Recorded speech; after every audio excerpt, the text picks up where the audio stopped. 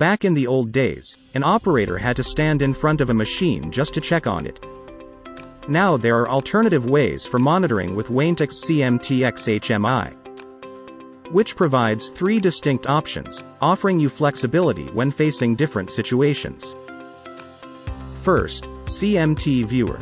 CMT Viewer allows you to monitor multiple devices at the same time.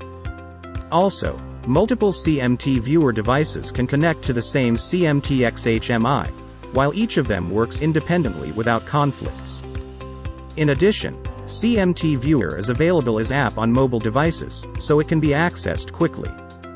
Second, VNC Viewer. VNC is a classic tool for remote monitoring.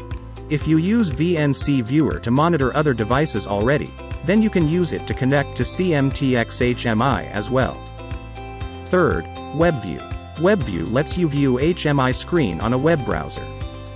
So you can monitor your HMI using the browser on your PC or your mobile devices without any other apps.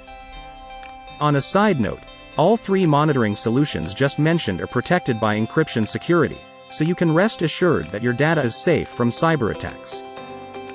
With Weintek's various monitoring solutions, stay on top of your devices with lots of flexibility.